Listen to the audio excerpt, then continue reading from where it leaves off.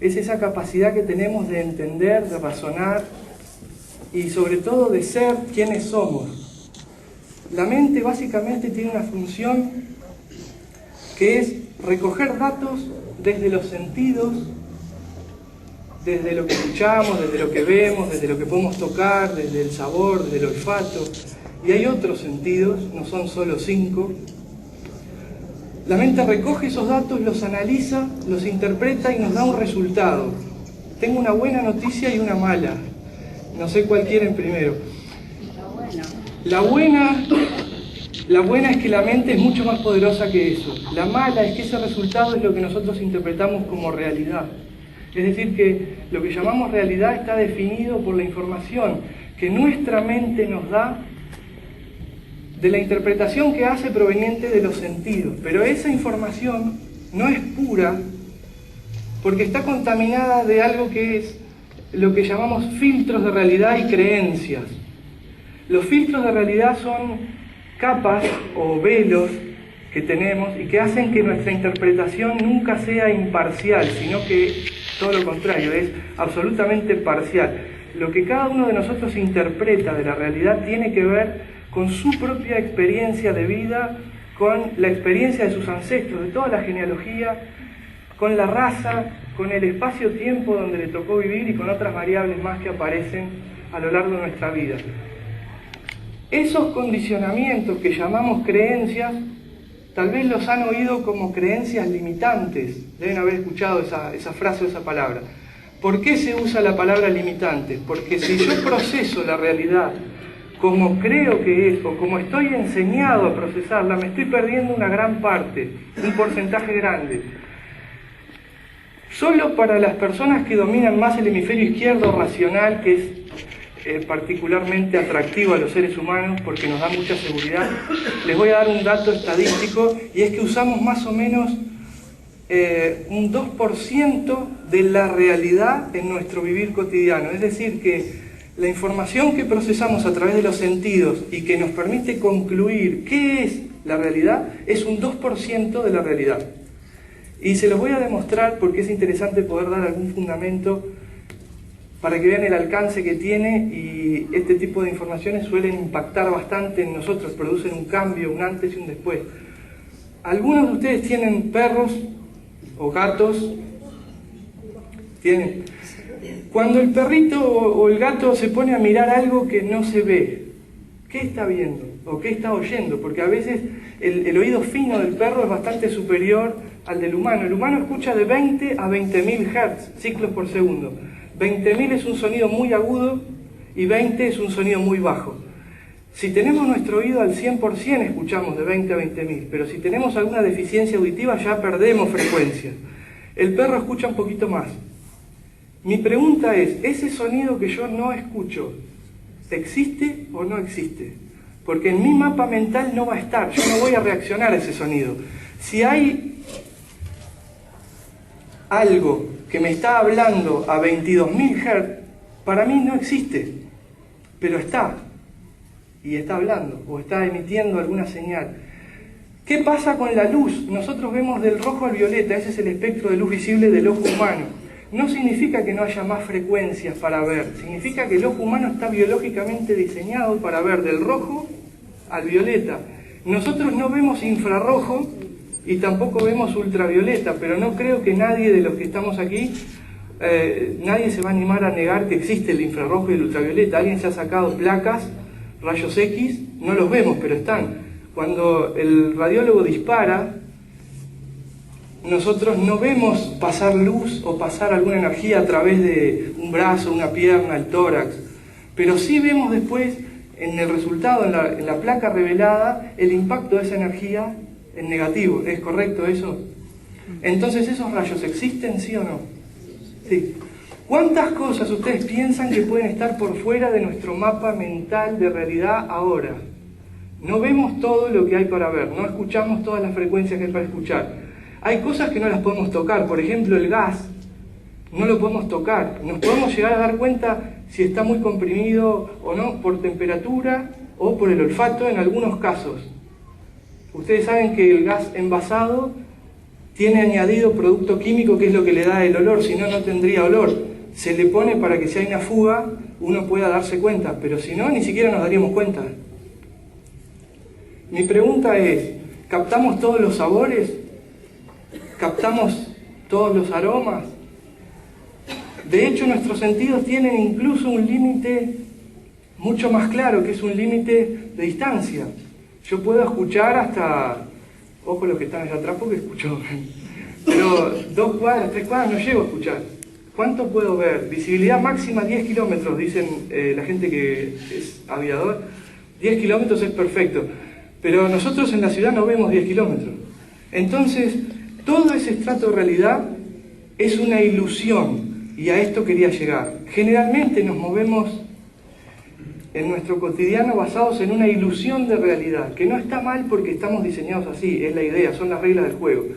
Lo que no está bueno, por lo menos no es conveniente, es que esa ilusión, en lugar de ayudarnos o permitirnos crecer más o darnos posibilidad de plenitud, que haga lo contrario, que nos comprima, que nos haga sentir mal, que nos quite libertad. La libertad y la felicidad están de la mano, pero hay una diferencia entre ser libre y tener libertad. Uno puede estar en una prisión o en una celda de 1 metro por 1 metro, encadenado, y ahí está privado de libertad, pero es libre, si tiene su mente calma, serena, suelta y disponible. ¿Cómo podemos hacer para trabajar con nuestra mente de una forma que nos permita libertad? Que nos permita ser libres. ¿Tienen ganas de recibir alguna herramienta? Bien, si me decían que no, igual... Nuestra mente tiene hábitos y para poder desestructurar algunos de los errores en los que nos compulsa cotidianamente, tenemos que conocerla para desestructurar esos hábitos. El primer hábito que tiene nuestra mente, adivinen cuál es la función que tiene, pensar. Le encanta pensar. Probablemente si yo hago pausas muy largas en mi discurso ahora, más de uno se va a poner a pensar, pero probablemente no en el discurso que estoy dando, sino, y hoy es domingo, de noche me voy a comer una pizza, pero el bar los domingos no abre, entonces voy al otro, pero está lejos, entonces voy en la moto, no, pero llovió ayer. La mente se dispara. Hay una clave interesante que quiero compartir que me parece muy útil, y es que los pensamientos, para poder dirigirlos, tenemos que amigarnos con ellos, porque son entidades, por decirlo de cierta forma, que creen que tienen vida.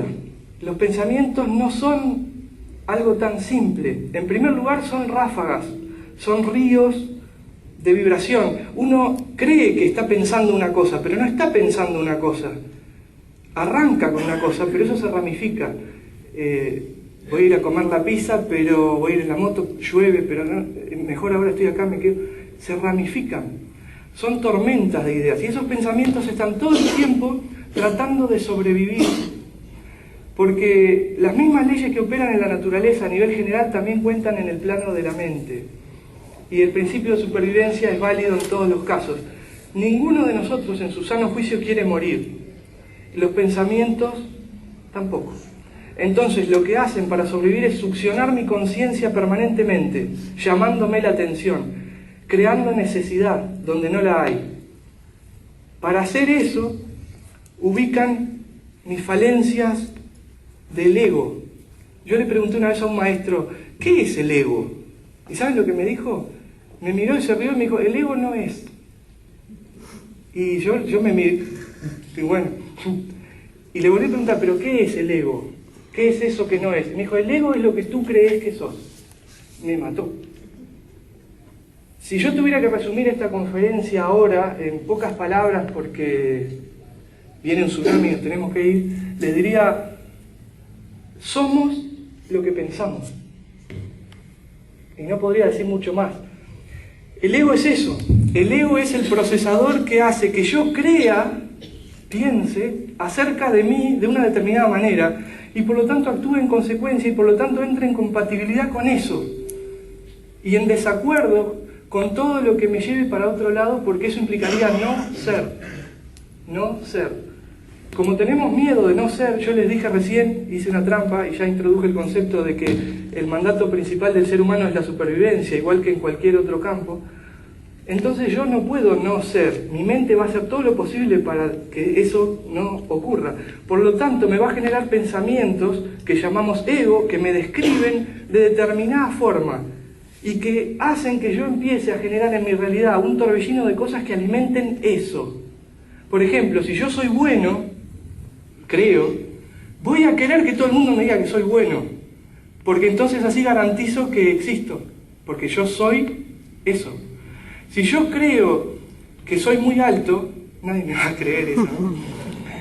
Si yo creo que soy muy alto, mi mente va a inducirme a tareas, actividades e ideas que tengan que ver con aprovechar esa altura, porque las cosas existen porque existe la necesidad de las cosas.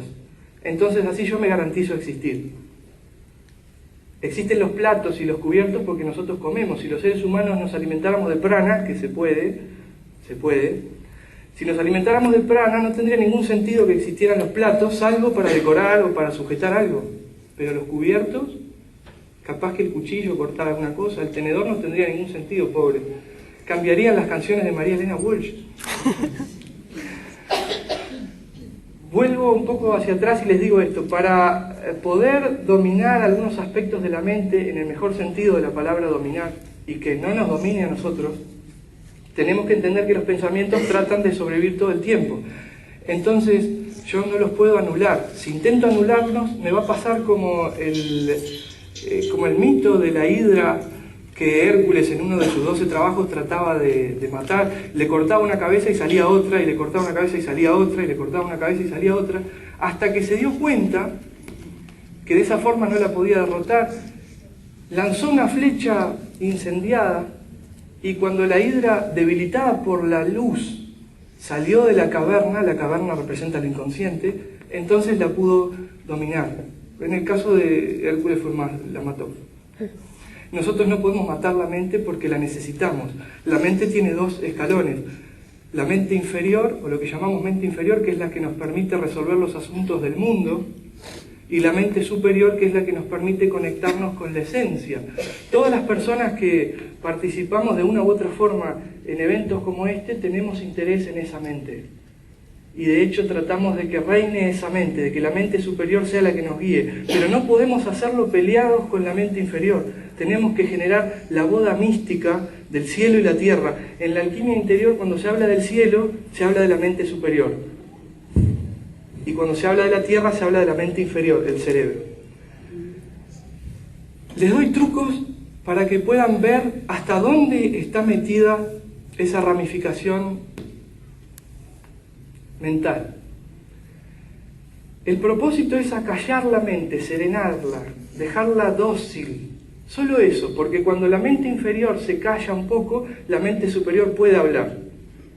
Entonces vamos a hacer una prueba. Yo voy a contar hasta 9. Cuando cuente 9 va a pasar algo interesante, pero si se los digo ya no va a ser sorpresa. 1. Acuérdense que cuando llegue a 9, capaz tengo un truco por ahí, no se asusten. 2. Esto es muy interesante, lleva horas prepararlo, así que espero que salga bien. 3. Cuando llegue a 9, 4.